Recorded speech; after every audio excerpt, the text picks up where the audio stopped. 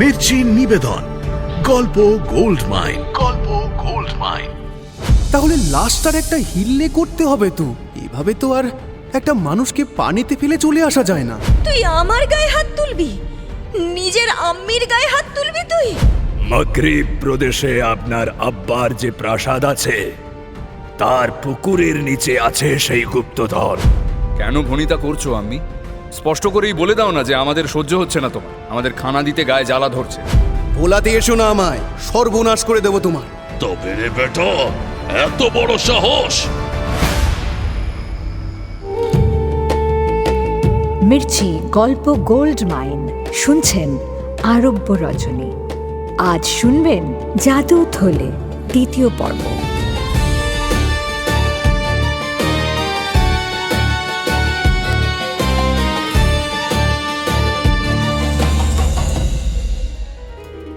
বেগম শাহরাজাদ শোনাচ্ছেন জাদু থলের কাহানি।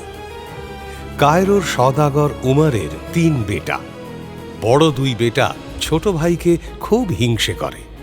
তারা বলে যে সওদাগরের মৃত্যুর পর ওর জন্যই নাকি তাদের দুর্দশার শেষ নেই। ছোট ভাই ইউদারের জন্যই নাকি তাদের আব্বা সম্পত্তি ভাগ করেছে। কিন্তু ভাগ করলে কি হবে? বড় 2 ভাই নিজেদের ভাগের সম্পত্তি তো বটেই, বেচারা ছোট ভাইয়ের ভাগের সম্পত্তিটাও বেমালুম ফুঁকে দেয়। রেয়াত করে না তাদের আম্মির শেষ সম্বল। একেবারে পথের ভিখারি করে ছাড়ে সংসারটাকে। ছোট ভাই ইউদার সংসার চালাতে মাছ ধরা শুরু করে, কিন্তু নসিবে যে তার অন্য কিছু লেখা।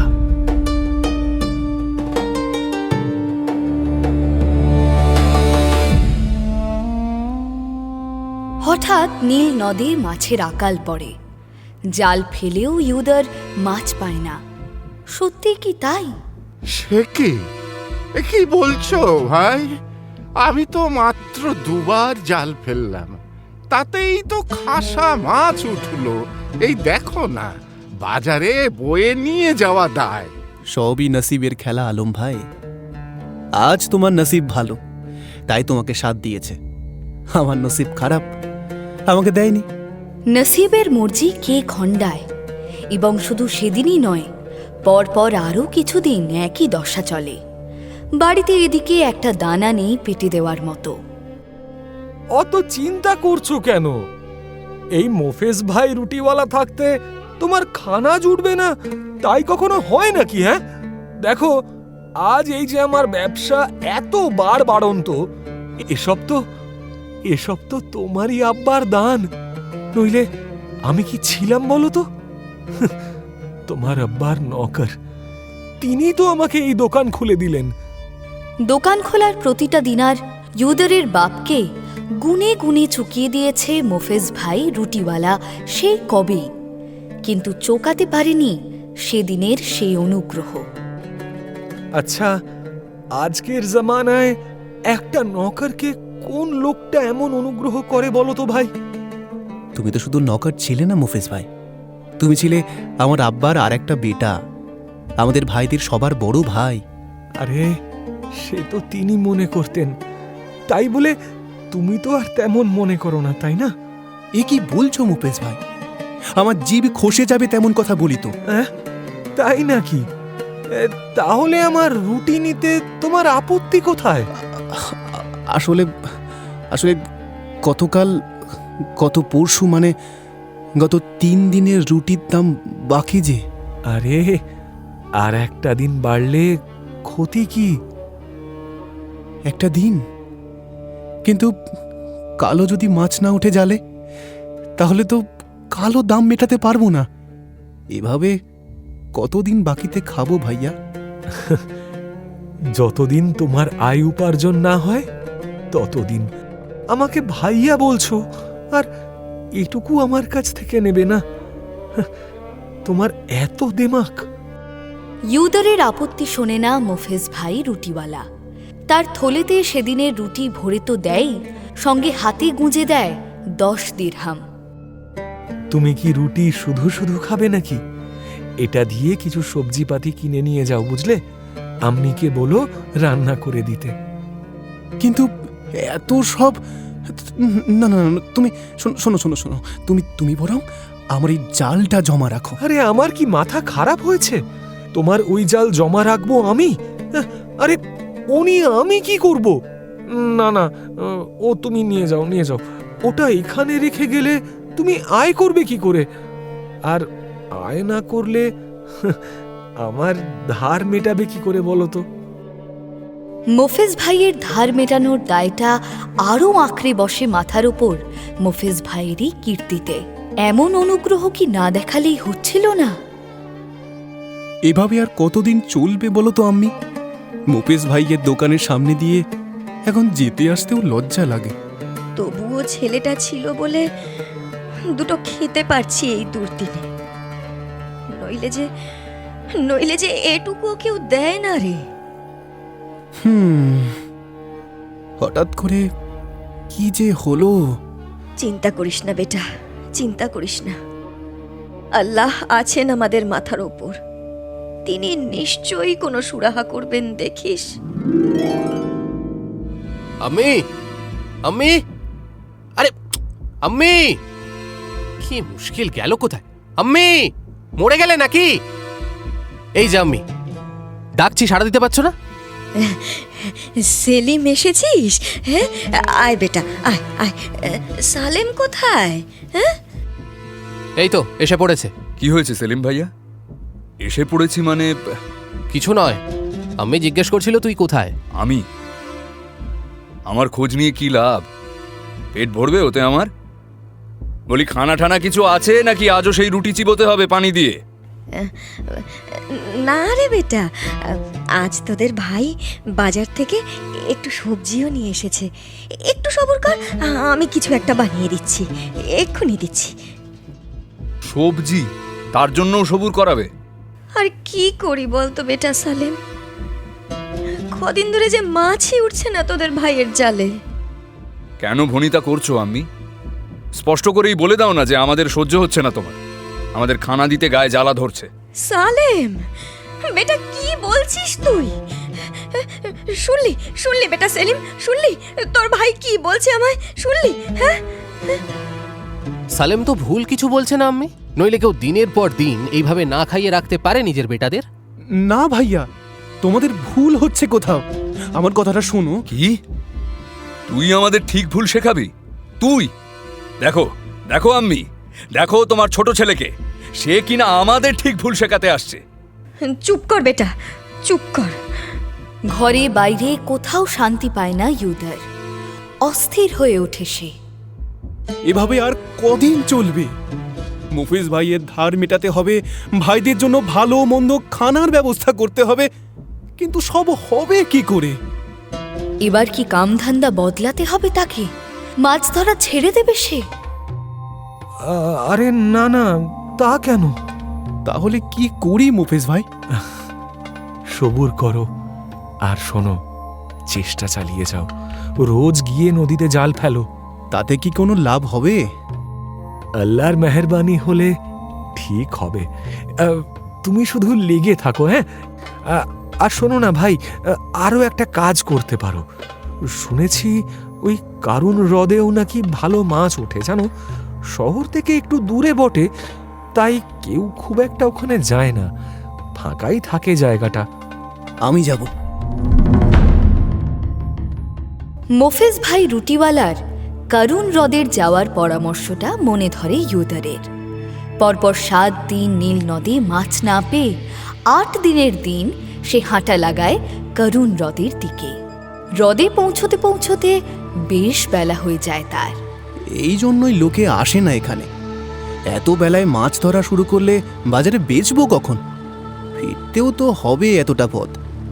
ফিরতে ফিরতেই তো দিন ফুরিয়ে যাবে। সন্ধেবেলায় বসে থাকতে হবে বাজারে, তখন কি আর খদ্দের জোটে? মাছ কেনার খদ্দের সন্ধেবেলায় জোটে না, জোটার দরকারও নেই তার, কারণ সে জানে না তার নসিব বদলাতে চলেছে। কারুন হ্রদেও জাল ফেলে মাছ ওঠে না জালে। দূর, কোথায় মাছ? সারা দিনটাই বেকার। এখন যে কি করি? ইউদার বিরক্ত হয়ে জাল গুটিয়ে হাঁটা দেয়। সবে পা বাড়িয়েছে কি বাড়ায়নি, ডাক আসে পেছন থেকে। এই যে মিয়া, শুনছো? থমকে দাঁড়ায় ইউদার। ফিরে দেখে এক বৃদ্ধ লোক একটা খচ্চরে চেপে এগিয়ে আসছে তারই দিকে। মিশমিশে কালো তার গায়ের রং, তার সঙ্গে সাদা দাড়ি, সাদা আলখাল্লা আর সাদা কুফিটা বড্ড বেমানান। কাঁধে আবার একটা ঝোলা নিয়েছে, সেটাও সাদা। বরং ওই খচ্চরের রংটার সঙ্গে মানুষটার গায়ের রং বেশ মানিয়েছে। এ কি জাদু নাকি? এ আবার কোথা থেকে উদয় হলো? ধারে কাছে কেউ তো ছিল না। কে? চিনি না তো। অবাক হয় না মিয়া, তোমাকে দিয়ে আমার কত কাজ বলো দেখি। হ্যাঁ, কাজ আমাকে দিয়ে? চোখ টিপে মুচকি হেসে সম্মতি জানায় বৃদ্ধ লোকটি। কি কাজ? বেশি কিছু না, বেশি কিছু না। এই রেশমি দড়িটা দিয়ে আমার হাত দুটো পিছ মোড়া করে বেঁধে আমাকে ফেলে দাও এই হ্রদের পানিতে। যদি আমার হাত ভেসে ওঠে তাহলে আমাকে পানি থেকে তুলো, আর যদি দেখো পা দুটো ভেসে উঠেছে তাহলে বুঝবে আমি রক্ষা পেয়েছি। এই কি উদ্ভট ব্যাপার! কাঁধের ঝোলা থেকে একটা রেশমের দড়ি বের করে এগিয়েও ধরে বৃদ্ধ। ইউদার দেখে সেই দড়িটাও সাদা। তবে বৃদ্ধের কথা শোনার পর রং নিয়ে আর কিছু বলার মতো অবস্থাতে থাকে না ইউদার। সে লাফিয়ে ওঠে। এই চাচা, আপনি সরুন তো, সরুন সরুন। তফাৎ যান এক্ষুনি। দিন দুপুরে খুনের দায় ফেলবেন নাকি আমাকে? আমাকে যেতে দিন। বৃদ্ধ কিন্তু যেতে দেয় না তাকে। ইউদারের হাত টেনে ধরে বলে, শোনো শোনো, আগে তো আমি মরি, তারপরে তো তুমি খুনের দায়ে পড়বে নাকি? হ্যাঁ, আগে মুড়ি মানে? মস্করা করছেন নাকি গরিব আদমি পেয়ে? আরে মস্করা করতে যাব কোন দুঃখে তুমি বলো তো? হ্যাঁ, সে আমি কি জানি। আরে ঠান্ডা মাথায় শোনো, প্রথমত আমাকে তুমি পানিতে ফেললেই যে আমি মরে যাব তেমন কোনো কথা নেই। এই তো বললেন পা ভেসে উঠলে বুঝবে অক্কা পেয়েছি। পেতে পারি, তাই বলে অক্কা যে পাবই এমনটাও আমি হলফ করে বলতে পারি না। না না, ও আমি পারবো না মিয়া। ওসব দড়ি বেঁধে পানিতে ফেলা আমার দ্বারা হবে না। যদি সত্যি মরে টরে যান তখন খুনের দায়টা আমার ঘাড়েই পড়বে। আপনি বরং আমায় ছেড়ে দিন আমাকে। আরে দেখো কাণ্ড, কে দেখছে যে তুমি খুন করছো? হ্যাঁ, মানে মানছেন যে আমি খুন করছি? মানে বলছেন যে আমি আপনাকে দড়ি বেঁধে ফেলে দিই আর আপনি অক্কা পান? উফ, এ তো আচ্ছা বেকুব আদমি দেখছি। হ্যাঁ মশাই, আমি বেকুবই বটে। আর কেউ না দেখুক, মাথার উপর আল্লাহ আছেন, তিনি সব দেখছেন। যদি বলি যে তিনি আমায় পাঠিয়েছেন তোমার কাছে, তাহলে? মিথ্যা কথা বলছেন আপনি। আপনার মাথা খারাপ হয়ে গেছে। আপনি পাগল, বদ্ধ পাগল। নইলে কেউ যেচে মরতে চায়। আমাকে ছাড়ুন তো মিয়া, আমি বাড়ি যাই। ছাড়ে না বৃদ্ধ। শেষ পর্যন্ত বৃদ্ধ লোকটির কথায় রাজি হতে বাধ্য হয় ইউদার। অগত্যা রেশমি দড়ি দিয়ে বৃদ্ধ লোকটির হাত দুটো পিচমোড়া করে বাঁধে সে আচ্ছাসে। দেখো মিয়া, হাত ফাত নাড়ালে আবার খুলে ঠুলে যেন না যায়, কেমন? তারপর তাকে কাঁধে তুলে ফেলে দেয় পানিতে এবং তারপরে আরে আরে, ওই তো দুটো পা ভেসে উঠেছে। আল্লাহ, এ কি গুনাহ করালে আমাকে দিয়ে? দুটো দিনারের লোভে এ কি করলাম আমি? দিনার দুটো নয়, গুনে গুনে 100টা। বৃদ্ধ লোকটি বলেছিল তার পা দুটো যদি ভেসে ওঠে তাহলে বুঝতে হবে সে মারা গেছে। সুতরাং আর অপেক্ষা করার দরকার নেই। ইউদার যেন ফিরে যায় তার খচ্চরটাকে নিয়ে। কায়রোর বাজারে যে বুড়ো ইহুদির দোকানটা আছে, যেখানে পুরনো জিনিস বিক্রি হয়, সেই ইহুদির কাছে খচ্চরটাকে পৌঁছে দিলেই হবে। ইহুদি তাকে গুনে গুনে 100টা দিনার দিয়ে দেবে। সেই দিনার দিয়েই এত সব নিয়ে এলাম আম্মি। মোফেজ ভাইয়ের ধারও মিটিয়ে দিয়ে এসেছি, আর একটু মাংসও নিয়ে এলাম। ভালো করে রান্না করো, ভাইদের মন পছন্দ করে বানাও। ওপরে ওপরে আম্মির কাছে নিজেকে যতই খুশি প্রমাণ করার চেষ্টা করুক না কেন ইউদার, মনের মধ্যে একটা অপরাধবোধ কাজ করতে থাকে তার। কাজটা মোটে ঠিক করিনি। মানুষটাকে এভাবে মৃত্যুর মুখে ঠেলে দিলাম আমি। আল্লাহ কি আমাকে মাফ করবেন কোনো দিন? ওই 100 দিনারে কেনা রুটি আর মাংস মুখে তুলতে পারে না ইউদার।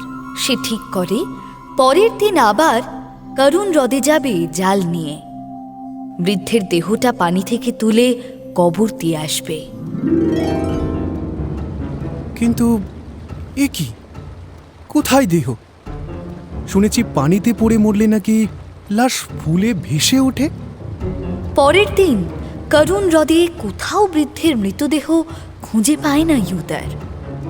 এই হ্রদে তো কুমির টুমির কিছু নেই, আশেপাশে বন জঙ্গলও নেই যে হিংস্র জন্তু এসে জুটবে। তাহলে মৃতদেহটা গেল কোথায়? কেউ কি তাহলে তুলে নিয়ে গেল, নাকি বৃদ্ধ আদতে মরেনি? সবই ভরং। আমাকে জাদুর খেলা দেখালো, কিন্তু তাই বা কেন করবে? এমন হাজারো প্রশ্ন এসে জড়ো হয় ইউদারের মনে। হ্রদের পারে ইউদার ভাবতে বসে। হঠাৎ কেউ যেন তার কাঁধে হাত রাখে। চমকে ওঠে সে। কে কে কে? ফিরে তাকিয়ে চমক তার বেড়ে যায় বহু গুণ। এ কি? আপনি আপনি আপনি আপনি তো আপনি তো মরে আপনি। তার পিছনে দাঁড়িয়ে আছে সেই বৃদ্ধ লোকটি, সেই একই বেশ, সেই একই ঝোলা, সেই এক খচ্চর। ইউদারের ভয় দেখে আসমান ফাটিয়ে হেসে ওঠে বৃদ্ধ। আপনি আপনি ওভাবে হাসছেন কেন? বৃদ্ধ যেন খুব মজা পায় ইউদারের প্রশ্নে।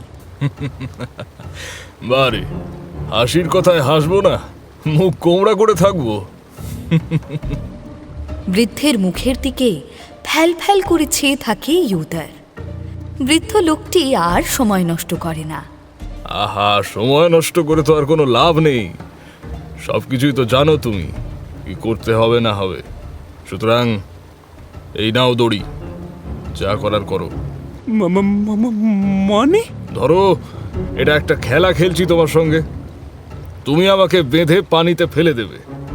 যদি আমার হাত ভেসে ওঠে তাহলে আমাকে টেনে তুলবে, আর যদি আমার পা ভেসে ওঠে তাহলে বুঝবে আমি অক্কা পেয়েছি। তুমি চলে যাবে, গিয়ে খচ্চরটা বেচে দেবে। এ কেমন খেলা? দারুণ মজার খেলা। আমি এমন খেলা খেলবো না। কেন, ভয় লাগে? থামুন, আপনি হাসবেন না ওভাবে। আমি এই চললাম। জালটা কাঁধে তুলে হাঁটা লাগায় ইউদার, কিন্তু যাওয়া আর হয় না। বৃদ্ধ সেই দিনও তাকে বাধ্য করে এই খেলা খেলতে, এবং আবার সেই পা ভেসে ওঠে। আবার সেই খচ্চরটাকে নিয়ে কায়রোর বাজারে ইহুদের কাছে দিয়ে 100 দিনার নিয়ে ফিরে সে বাড়িতে। এমন এমন আজীব খেলার মানে কি? সেটাই তো বুঝতে পারছি না আমি।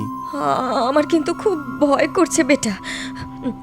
আমি বলি কি, তুই আর যাস না ওদিকে, আর যাস না। ভয় যে আমারও করছে না তা নয় আম্মি, কিন্তু আমি ভাবছি লোকটা যদি সত্যি সত্যিই মারা যায় তাহলে লাশটার একটা হিল্লে করতে হবে তো। এভাবে তো আর একটা মানুষকে পানিতে ফেলে চলে আসা যায় না। ভয় পেলে চলবে না। এই খেলার রহস্যটা আমায় জানতেই হবে। জানো আম্মি, আজ একটা আজীব জিনিস লক্ষ্য করলাম। কি? ওই যে বাজারে যার কাছে খচ্চরটা দিয়ে আসে, সেই লোকটাও দেখতে অবিকল সেই বৃদ্ধ মুড়ির মতো। বয়সটা হয়তো একটু কম, আর গায়ের রংটা অনেকটা ফর্সা। আচ্ছা, একই লোক তোকে আবার ধোকা দিচ্ছে না তো? সেটাই তো জানার আমি। পরের দিন আবার ইউদার হাজির হয় করুণ হ্রদের পাড়ে। ভালো করে দেখে হ্রদের পানির দিকে। না, কোনো লাশ ভেসে ওঠেনি। সে হ্রদের পাড়ে একটা জুৎসই জায়গা দেখে বসে। ভাবতে চেষ্টা করে কি হচ্ছে তার সঙ্গে, কেন হচ্ছে। পরপর 2 দিনে 200 দিনার। খচ্চরটাকে পৌঁছে দিলেই 100 দিনার করে।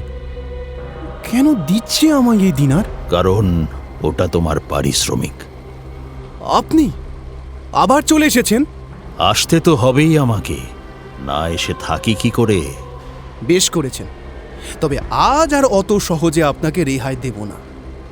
আজ আমাকে বলতেই হবে এই খেলাটার রহস্য। কেন আপনি আমাকে রোজ রোজ এমন ভয় দেখাচ্ছেন? কেন দিচ্ছেন রোজ রোজ 100 দিনার করে? আপনার মতলবটা কি? শুনতে চাও? সব বলবো, কিন্তু আগে খেলাটা তো হোক। না, আগে বলতে হবে সব, তারপর খেলা। ইউদার নাছোড় বান্দা, সে কিছুতেই আসল রহস্য না জেনে খেলবে না। এদিকে বৃদ্ধ লোকটিও নাছোড় বান্দা। সব বলবো, কথা দিচ্ছি সব বলবো, কিন্তু আগে খেলাটা সেরে নাও। সময় চলে গেলে কিন্তু সমস্যা হয়ে যাবে বেটা। বৃদ্ধ খেলার আগে কিছুতেই রহস্য ভাঙতে চায় না। আপনি তো ঠ্যাং তুলে দিয়ে পানিতে ডুবে থাকবেন, আমাকে চলে যেতে হবে খচ্চরটা নিয়ে। তাহলে আমাকে রহস্যটা বলবে কে? বলবো বলবো, আমিই বলবো। আর বিশ্বাস করো, আজই শেষ দিন। আর তোমায় এই খেলা খেলতে হবে না। সে আমি ঠ্যাংই তুলি আর হাত। আজকের পরে আর এভাবে জ্বালাবো না। এভাবে জ্বালাবো না মানে? অন্যভাবে জ্বালাবেন? হতে পারে। এই হতে পারে উত্তরটাই ইউদারকে আরো মরিয়া করে তোলে রহস্য জানার জন্য। আরে বেটা, আমি যদি স্বেচ্ছায় না বলি, তাহলে কি তুমি আমাকে দিয়ে কিছু বলাতে পারবে? পারবো না বলছেন? না বাজি, ধরে লাভ নেই। তাহলে যা বলছি করো। ভালো ছেলের মতো আমাকে হাত বেঁধে ফেলে দাও দেখি পানিতে। বহু চেষ্টা করেও বৃদ্ধের পেট থেকে কথা বের করতে পারে না ইউদার। শেষে বিরক্ত হয়ে বৃদ্ধ মুরের হাতটা বেঁধে পানিতে ফেলে দেয়। ফেলার আগে বলে নেয়, এই শেষ কিন্তু, আর কিন্তু আমি ফিরবো না কাল। ফিরতে হবেও না তোমাকে বেটা। আজ আমি ঠ্যাংই তুলি বা হাত, কাল তোমাকে এই খেলা আর খেলতে হবে না। সে না খেললে খেলবে কে? এ এক বড় গোলমেলে খেলা। সেদিন খেলার ফলাফল বদলে যায়। বৃদ্ধ আর ঠ্যাং তোলে না, হাত তুলে চিৎকার করে, বেটা আমাকে তোলো, আমি সাঁতার জানি না, ডুবে যাচ্ছি, জাল ফেলো বেটা, জাল ফেলো। ঢং, সাঁতার জানি না, ন্যাকামি আর কাকে বলে? আমি ফেলে দিয়ে যাচ্ছি রোজ রোজ, আর উনি সাঁতার না জেনে উঠে আসছেন ঠিক। যত সব পাগল ছাগল কোথাকার। এর পাল্লায় পড়ে আমিই পাগল হয়ে যাচ্ছি। ইউদার প্রথমে এগোয় না, কিন্তু যখন দেখে বৃদ্ধ সত্যিই ডুবে যাচ্ছে, তখন জালটা ছুঁড়ে দেয়। জালে জড়িয়ে ডাঙায় টেনে তোলে তাকে। তার হাতে 2টো মাছ, একটা লাল একটা নীল। মাছ দুটোকে 2 হাতে শক্ত করে বুকের কাছে চেপে ধরে আছে বৃদ্ধ।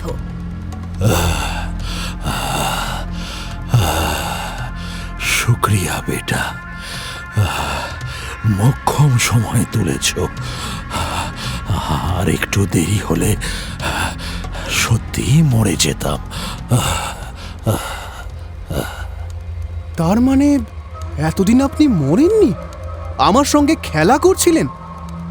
ঠিক আছে, মানছি, কিন্তু একটা কথা বলুন তো, আমি চলে যাবার পর পানি থেকে উঠে আসছিলেন কি করে?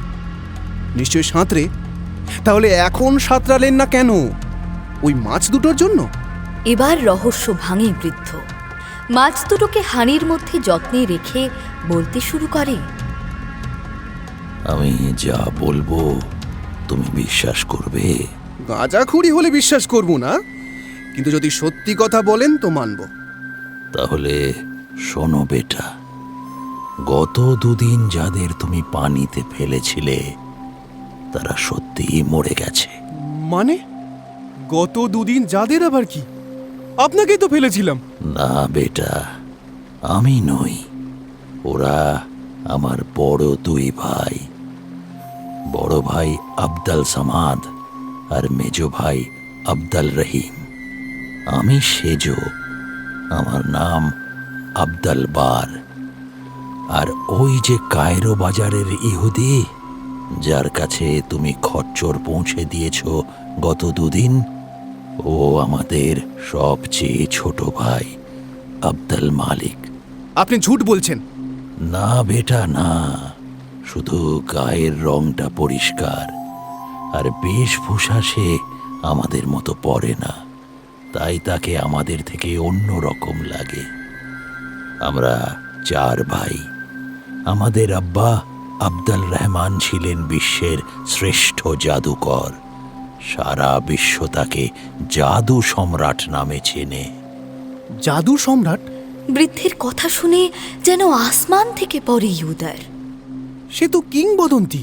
সেই কিংবদন্তির উত্তরাধিকার নিয়েই তো যত গন্ডগোল। জাদু সম্রাট আবদাল রহমান তার সারা জীবনের জ্ঞান একটা কিতাবে লিখে মারা যান। আবদাল রহমান মৃত্যুর অনেক আগেই তার সব সম্পত্তি 4 বেটার মধ্যে সমান ভাগে ভাগ করে দিয়েছিলেন। শুধু বলে যাননি তার মৃত্যুর পরে কে হবে তার কিতাবের মালিক। আমরা 4 ভাই জানতাম যে আব্বার কিতাবের কাছে ওই সম্পত্তির কোনো দাম নেই। জাদু সম্রাটের আসল সম্পত্তি তো এই কিংবদন্তি। সেই কিংবদন্তির মালিক হওয়ার লোভটা আমাদের প্রত্যেকেরই ছিল। কে হবে এর উত্তরসূরি? জাদু সম্রাটের গুরু ছিলেন আল কাহিন আল আবতান। আল কাহিন আল আবতান এক রহস্যে মোড়া চরিত্র। তার বয়স বাড়ে না, মৃত্যু নেই তার আসা যাওয়া জানতে পারে না কেউ। শুধু যখন তাকে দরকার হয় তখন তিনি উপস্থিত হন ঠিক জায়গায় ঠিক সময়।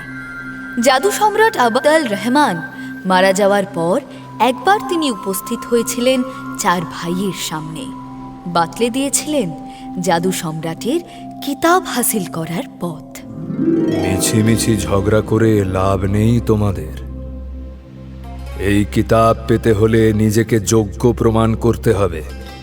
তোমাদের মধ্যে যে সুলতান আল সামারদালের গুপ্তধন আবিষ্কার করতে পারবে তার হাতে আমি তুলে দেব এই কিতাব। ততদিন এটা আমার কাছেই থাকবে।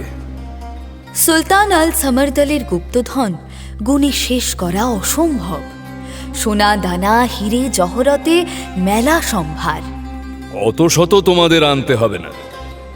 ওর মধ্যে 4টি জিনিস আছে, এমন জিনিস দুনিয়ায় 2টো নেই। যার কাছে এই 4টে জিনিস থাকবে সে দুনিয়ার সুলতান হবে। এগুলি হলো একটি গোলক, একটি তলোয়ার, একটি আংটি এবং একটি সুরমাদানি।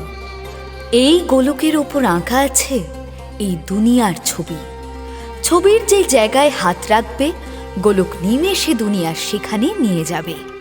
আর যদি দুনিয়ার কোনো জায়গা ধ্বংস করতে চাও তো এই গোলক তোমার ইচ্ছে সেই জায়গা সূর্যের তেজে পুড়িয়ে দেবে তখনই। আর ওই তলোয়ারের সামনে দুনিয়ার তমাম সৈন্যবাহিনী হার মানতে বাধ্য। যুদ্ধ শুরুর আগেই হেরে যাবে তারা। আংটিটা আসলে এক দৈত্যের বাড়ি, নাম তার বজ্রদানব। তার অসাধ্য কিছু নেই দুনিয়ায়, যা চাইবে তাই পাবে। শেষে ওই সুরমাদানি, ওই দানির সুরমা চোখে পড়লে দুনিয়ার সব গুপ্তধনের তালাশ পেয়ে যাবে। এই 4টি জিনিস যে আনতে পারবে তাকে আমি এই কিতাব দেব। এই গুপ্তধন লুকিয়ে রেখেছে জিন সুলতান লাল শাহর 2 বেটা।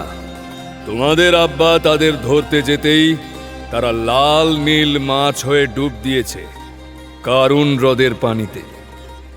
একমাত্র কায়রোর সওদাগর উমরের পুত্র ইয়াদুরের সাহায্যে তোমরা তাদের উদ্ধার করতে পারবে। তাদের কাছেই জানতে পারবে গুপ্তধনের ঠিকানা। বাকিটাও বাতলে দেন গুরু আল কাহিন আল আবতান। কোথায় তোমাকে পাওয়া যাবে, তুমি কবে আসবে এই হ্রদের ধারে, সব শুনে সেই অনুযায়ী আমার বড় দুই ভাই এই মাছ দুটোকে ধরবার চেষ্টা করে, কিন্তু তারা পারে না। শেষে আমি পারলাম। ধন্যবাদ, ধন্যবাদ তোমায় ইউদার।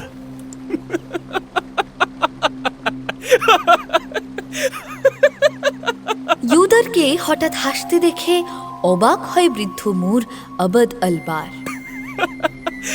তুমি হাসছো কেন ওইভাবে পাগলের মতো? আপনি আপনি জাদু সম্রাটের বেটা। ওই ওই মাছ দুটো সুলতান লাল শাহর বেটা। তাহলে তাহলে আমি কি? আর আর আপনার ওই খচ্চরটা? আমি তাহলে সুলতান সুলেমানের বেটা, আর আপনার ওই খচ্চরটা ওটা একটা জিনের বেটা। ইউদারের ভাবগতিক দেখে বৃদ্ধ বোধহয় অসন্তুষ্ট হয়। সে হঠাৎ চটে গিয়ে বলে, মশকরা করছো? তাহলে এই দেখো। বৃদ্ধ হাঁড়ি উল্টে মাছ দুটোকে মাটিতে ফেলে মন্ত্র পড়ে ফু মারতেই মাছ দুটো বদলে যায় দুটো বিশাল আকারের দৈত্যে। রহম করুন হুজুর, রহম করুন, আমাদের মারবেন না, আমরা আপনার ক্ষতি করব না। চোখের সামনে এমন জলজ্যান্ত দৈত্য দেখে তো ইউদারের জানটাই উড়ে পালায় আর কি। সে কোনো রকমে খাবি খেতে খেতে মাথায় হাত দিয়ে মাটিতে বসে পড়ে। তার দিকে নজর করে না বৃদ্ধ। সে দৈত্যদের হুমকি দেয়, কোথায় লুকিয়েছ সুলতান আল সামারদালের সেই গুপ্তধন? বলো, আমি কথা দিচ্ছি, তাহলে তোমাদের কোনো ক্ষতি করব না, ছেড়ে দেব তোমাদের। গুপ্তধন তো আপনার হাতের নাগালেই আছে। আমার হাতের নাগালে? জি, প্রদীপের নিচেই তো সব থেকে বেশি অন্ধকার হয়, তাই তো আপনার আব্বাও খুঁজে পাননি। কোথায় আছে? মাগরিব প্রদেশে আপনার আব্বার যে প্রাসাদ আছে, তার পুকুরের নিচে আছে সেই গুপ্তধন। কিন্তু আপনি সেই গুপ্তধন ছুঁয়েও দেখতে পারবেন না। কেন? কারণ সেটা পারবে একমাত্র ওই সওদাগর উমরের বেটাই। দৈত্যদের মুখে নিজের নাম শুনে চমকে তাকায় ইউদার। এরাও তাকে চেনে। তার উপরে আবার দৈত্যদের একজন আঙুল তুলে রেখেছে তারই দিকে। ভয় শিউরে ওঠে ইউদার। দৈত্যরা গুপ্তধন উদ্ধারের সুলুক সন্ধান বাতলে দিয়ে বিদায় নেয়। বৃদ্ধ মুর আবদ আলবার কাঁধে হাত রেখে বলে, এবার বিশ্বাস হয়েছে তো বেটা? জি, খুব বিশ্বাস হয়েছে। তবে আমি যাচ্ছি না আপনার সঙ্গে ওই মাগরিব প্রদেশে। শুনেছি ওখানে গেলে নাকি কেউ ফেরে না। তুমি ফিরবে, আমি কথা দিচ্ছি তোমায়, তুমি ফিরবে। সে তো শুনেছি অনেক দিনের পথ, সারা জীবন কেটে যায় যেতে আসতে। আমরা 5 দিনে পৌঁছে যাব। তারপর কিছুদিন বিশ্রাম নিয়ে উদ্ধার করব সেই গুপ্তধন। একবার গুপ্তধন উদ্ধার হয়ে গেলে তোমাকে আমি এখানে ফিরিয়ে আনবো আবার, আর সঙ্গে উপযুক্ত পারিশ্রমিকও পাবে। না না, আমার আম্মি, আমার ভাইরা, তাদের কি হবে? আমি চলে গেলে তো তারা না খেতে পেয়ে মরবে। মরবে না, মরবে না। আগেই তুমি 200 দিনার পেয়েছ, আমি তোমায় আরো 1000 দিনার দেব। দিনারি কি সব? তুমি কি বলো আম্মি? বাড়ি ফিরে নিজের আম্মিকে প্রশ্ন করে ইউদার। আমি আর কি বলি বেটা, এই এই সংসারটাই তো আমার দুনিয়া, আমার আমার সব। এটার যা হাল, তোর তোর 2 ভাই রোজ আত পেটা খায়। ওদের মুখে একটু ভালো মন্দ খাবার তুলে দেওয়া তো দূরের কথা, পরিমাণ মতো খানাই তুলে দিতে পারি না। পরিমাণ মতো খানাই তুলে দিতে পারি না।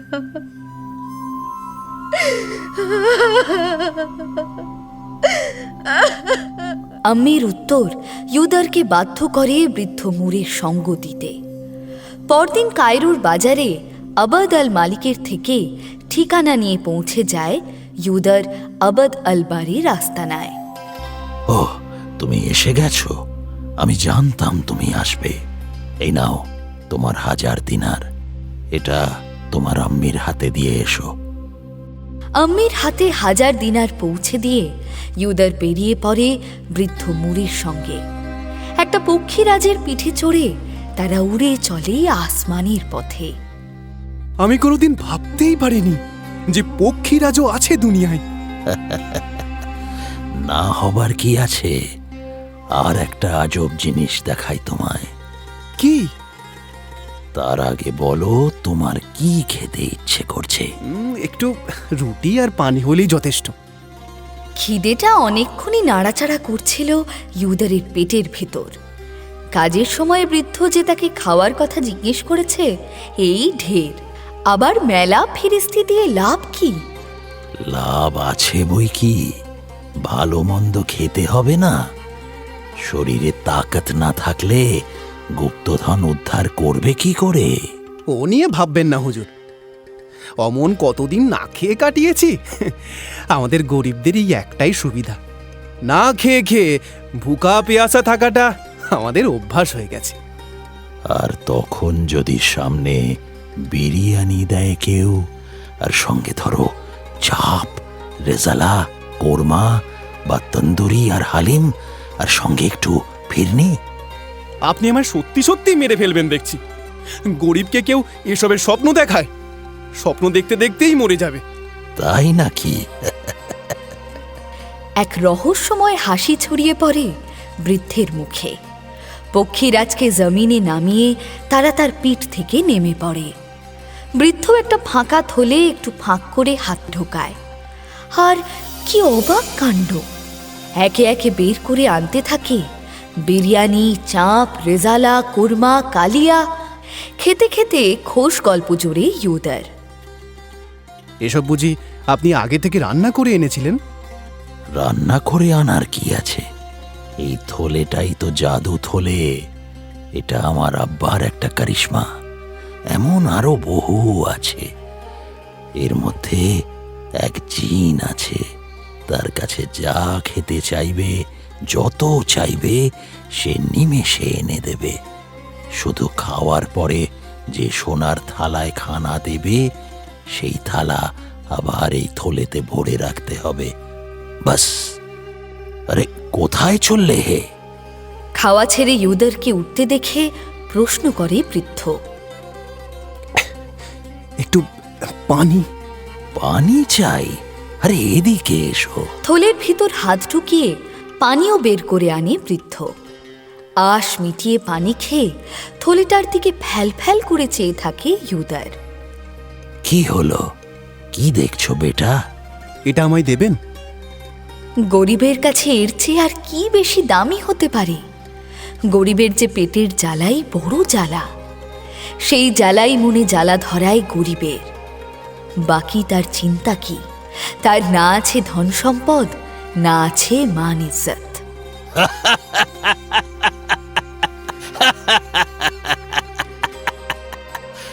দেব দেব, তবে সাবধান, এই থলে দিয়ে আবার সমাজ সেবা করতে যেও না। কেন? অত খাবার যোগান দিতে পারবে না বুঝি? খুব পারবে।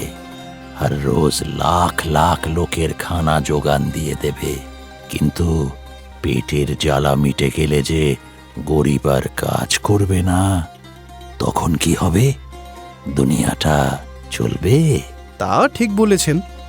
খানা শেষ করে আবার তারা পক্ষীরাজের পিঠে চড়ে আসমানের পথে উড়ে চলে। চলতে চলতে 5 দিনের দিন তারা পৌঁছে যায় মাগরিব প্রদেশে। একটা সুন্দর প্রাসাদের সামনের মাঠে তাদের নামিয়ে দেয় পক্ষীরাজ। এটাই কি আপনার আব্বার প্রাসাদ? হ্যাঁ, এটাই। তার মানে ওই পুকুরের তলায় আছে সেই গুপ্তধন? হ্যাঁ, তবে যখন তখন গেলেই পাওয়া যাবে না। শুনেছ তো, বছরের একটা নির্দিষ্ট দিনে নির্দিষ্ট সময় ওই গুপ্তধন পাওয়া যাবে। তাহলে তো অপেক্ষা করতে হবে আমাদের। আজ থেকে 20 দিন।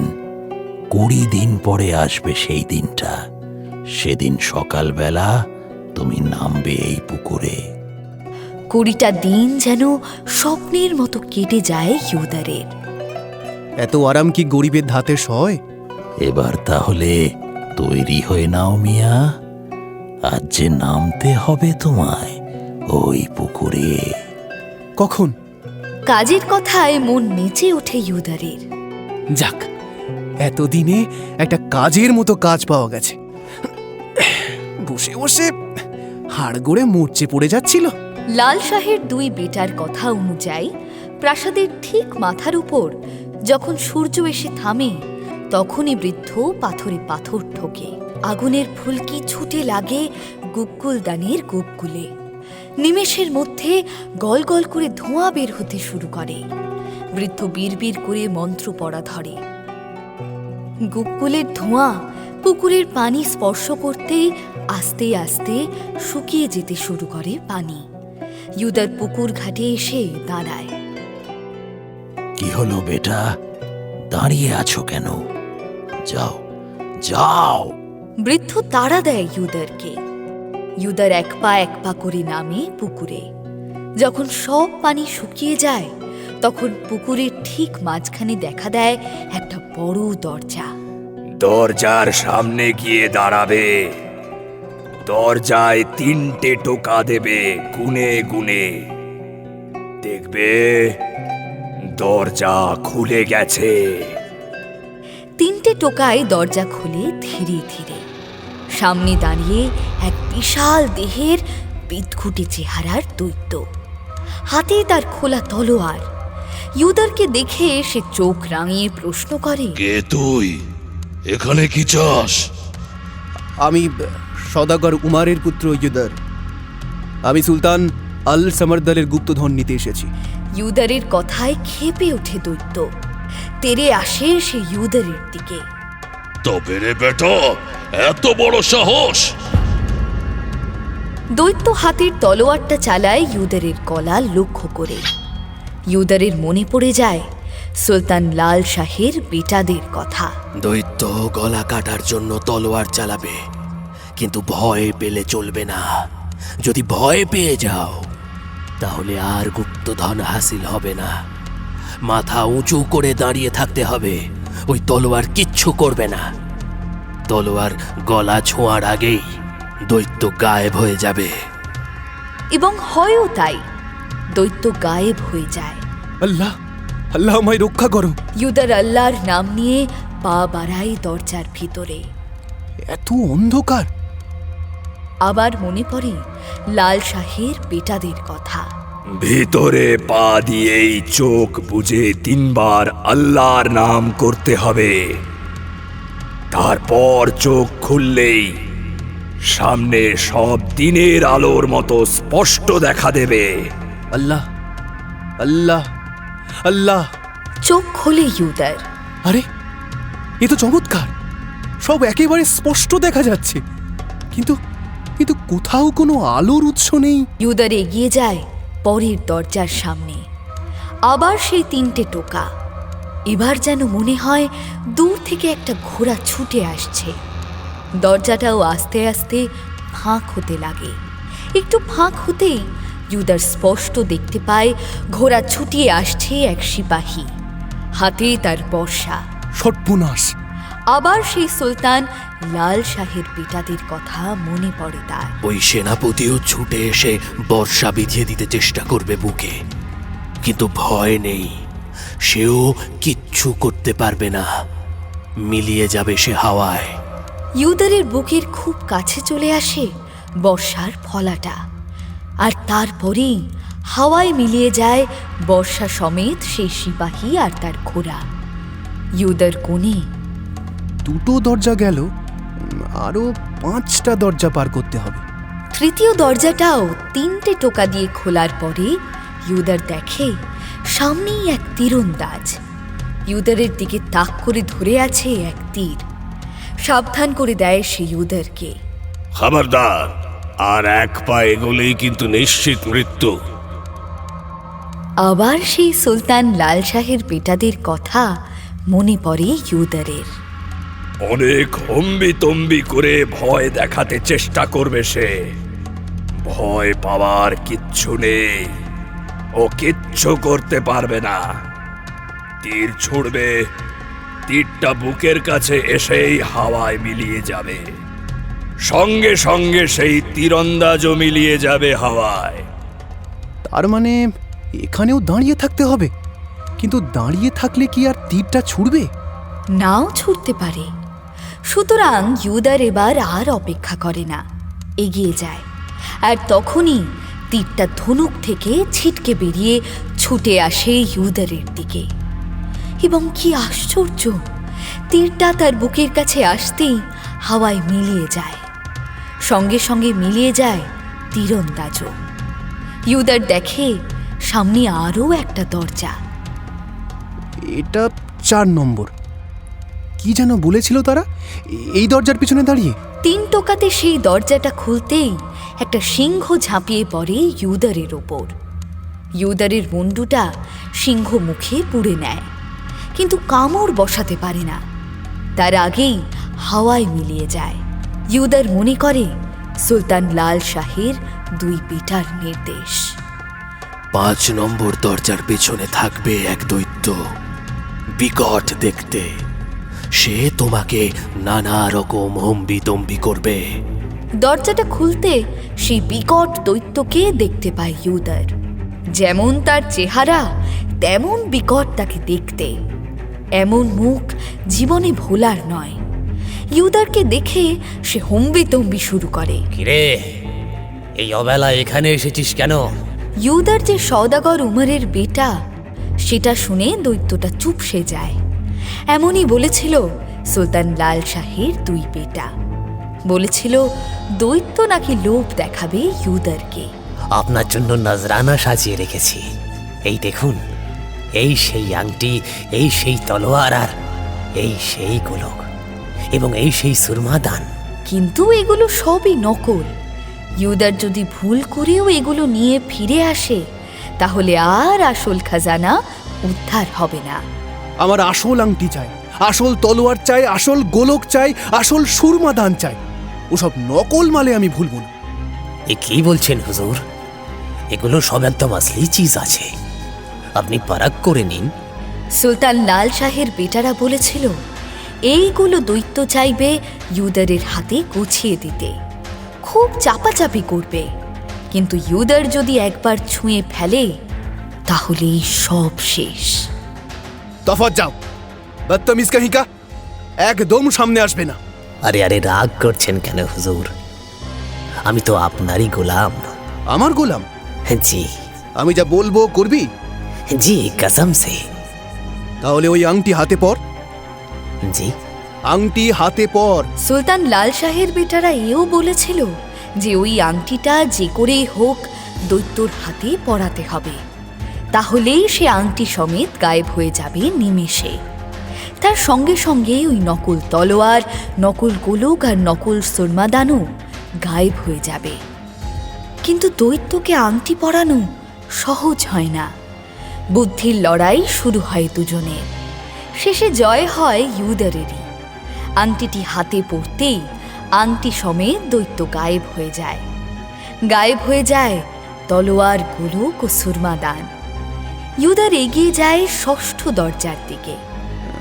এখানে থাকবে সাপ, বড় বড় অজগর সাপ। তারা আমার দিকে তেড়ে আসবে। 3 টোকা মেরে 6ষ্ঠ দরজা খুলে অজগর পায় ইউদার ঠিকই, কিন্তু যা ভেবেছিল তার চেয়ে আরো ভয়ঙ্কর। প্রত্যেকটা সাপ পেল্লায় চেহারার। একটা আস্ত জাহাজ গিলেও বোধহয় খিদে মিটবে না এদের একটার। সংখ্যায় যে কত সেটা গোনা দায়। এটার সঙ্গে ওটা, ওটার সঙ্গে সেটা এমনভাবে পেঁচিয়ে রয়েছে যে আলাদা করা যায় না। এদের মুখে রয়েছে বড় বড় দাঁত, লকলক করছে জিভ, চোখ দিয়ে বের হচ্ছে আগুন। এদের নিঃশ্বাসের গরমে গরম বাতাসে রীতিমতো ছেঁকা লাগে মানুষের চামড়ায়।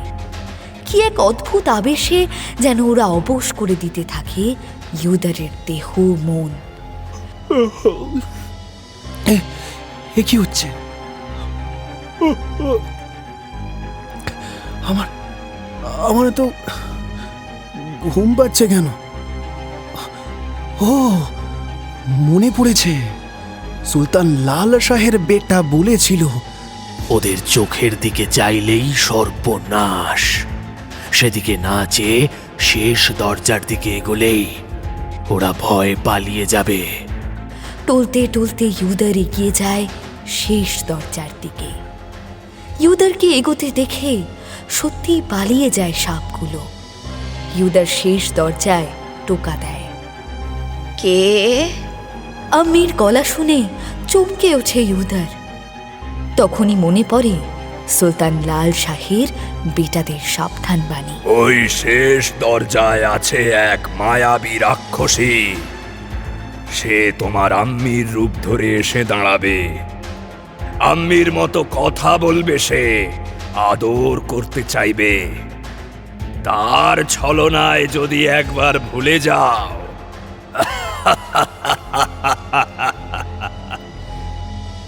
তাহলেই সব গেল।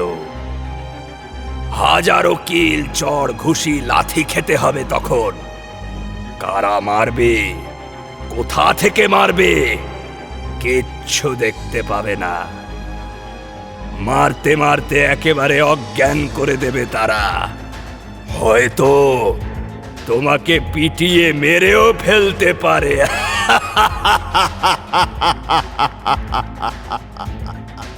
দরজা খুলতেই নিজেকে সামলে নেয় ইউদার।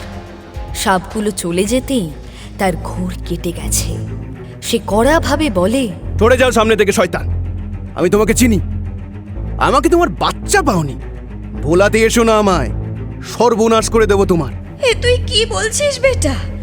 নিজের আম্মিকে কেউ এভাবে বলতে পারে? আমার মাথা গরম করিও না, আমি কিন্তু গায়ে হাত তুলে বসবো, তখন আমাকে দোষ দিতে পারবে না। কি? তুই তুই আমার গায়ে হাত তুলবি? নিজের আম্মির গায়ে হাত তুলবি তুই? যে তোকে 10 মাস এই পেটে ধরেছে, যে তোকে বুকের দুধ দিয়ে বড় করে তুলেছে, যে তোকে বুকে আগলে রেখেছে, তুই তার গায়ে হাত তুলবি? এই মায়াবী রাক্ষসীর হাত থেকে বাঁচার উপায়ও বলে দিয়েছিল সুলতান লাল শাহের বেটারা। দরজার পাশেই একটা তলোয়ার রাখা আছে, সেটা তুলে 2 টুকরো করে দিতে হবে একে।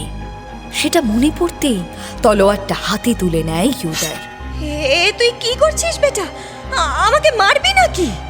তলোয়ার মাথার উপর তুলে কোপ বসাতে ছুটে যায় ইউদার। তখনই তার হাত কেঁপে যায়। আম্মির গায়ে হাত তুলবো আমি? না না না না, আমি পারবো না।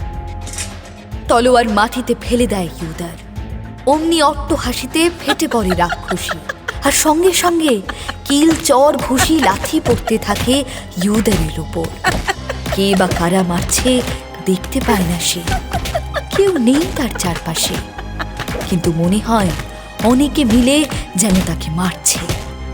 মারের চোটে জ্ঞান হারায় ইউদার। এখন কেমন লাগছে বেটা? আমি কোথায়? ভয় পেও না, বিপদ কেটে গেছে। তুমি প্রাসাদে আছো। জ্ঞান ফিরতেই আবাদ আল বাড়ির মুখটা ভেসে ওঠে ইউদারের চোখের সামনে। বিপদ কেটে গেছে মানে? ওই গুপ্তধন, গুপ্তধনের কি হলো? গুপ্তধনের প্রসঙ্গে একটু যেন হতাশ লাগে বৃদ্ধ লোকটিকে। সে গুপ্তধন যেখানে ছিল সেখানেই আছে। মানে আমি আমার কাজ ঠিকমতো করতে পারিনি? দুঃখ করো না, তুমি যে বেঁচে আছো এই অনেক। ইউদার রাক্ষসীর মায়ায় ভুলতেই সব দরজা একে একে বন্ধ হতে শুরু করে। আবার পানি ভরে ওঠে পুকুরে। তাই দেখেই বৃদ্ধ মুর বুঝতে পারে যে ইউদার হার মেনেছে। সে ছুটে পুকুরের ওই দরজার কাছে যেতে চেষ্টা করে, কিন্তু পানির জন্য পারে না। ততক্ষণে পানিতে ঢেকে গেছে সে দরজা। চিৎকার করে ওঠে সে, ইউদার! তার অনেক পরে ইউদারের দেহটা ভেসে ওঠে পানিতে। আমি আমার নৌকরদের দিয়ে তোমাকে পানি থেকে তুলে আনি।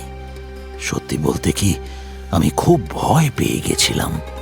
সুলতান লাল শাহের 2 বেটা শুধু বলেছিল কি করতে হবে, কিন্তু যদি সফল না হও তাহলে কি হবে সেটা বলেনি।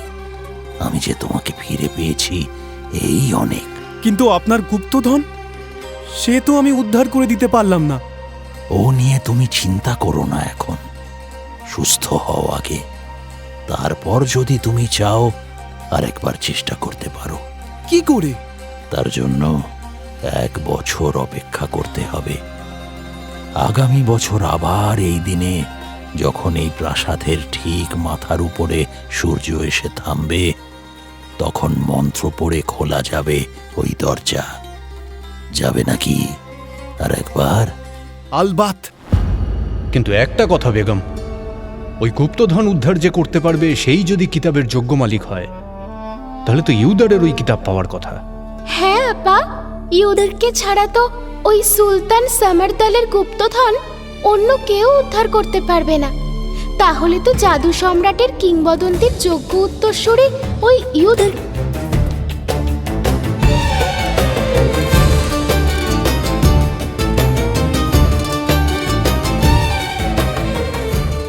সেটাই তো হওয়া উচিত, কিন্তু দেখবেন হবে না। অপেক্ষা করুন, আগামী পর্বে ঠিক কিছু না কিছু একটা ঘটিয়ে ছাড়বেন বেগম, তখন মিলিয়ে নেবেন আমার কথা। আজ এই অবধি।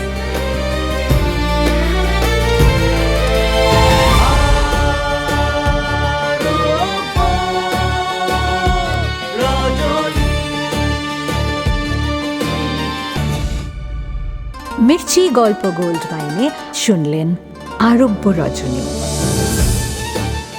গল্প পাঠে শেখর, শাহরিয়ার, অমিত দে, দুনিয়াজাদ, বর্ণালী দে বর্ম, শেহরাজাদ, সাঁজবাতি দাস, আম্মি সঙ্গীতা গাঙ্গুলি, সালেন, আবতন, আর্য জানা, সলিম, সায়ন্তন ঘোষ, ইউদর, অচ্যুতানন্দ সাহা, আলম, সামদ, আর্থ রয়, মোফেজ, অর্ঘ্যমাল্য মাইতি, রহিম, অভিজিৎ বিশ্বাস, বার, ইন্দ্রনীল ভাদুরী, তীরন্দাজ শেখর। অন্যান্য চরিত্রে রামস্বরূপ গাঙ্গুলি এবং আলাপন মুখার্জি। নাট্যরূপ শিবাশিস বন্দ্যোপাধ্যায়। নাট্যরূপ সহায়তা শুদ্ধ সত্য দাশগুপ্ত। শব্দগ্রহণ ও আবহ সত্যজিৎ সেন। শব্দ পরিকল্পনা ও মিশ্রণ সব্যসাচী মুখার্জি। পরিচালনা শাওলি মজুমদার। সৃজনশীল পরিচালনা ইন্দ্রাণী চক্রবর্তী। প্রযোজনা প্যাস্টেল এন্টারটেইনমেন্ট। মির্চি গল্প গোল্ড মাইন আপনার জন্য exclusively Mirchi Bangla YouTube channel এবং গানা অ্যাপে।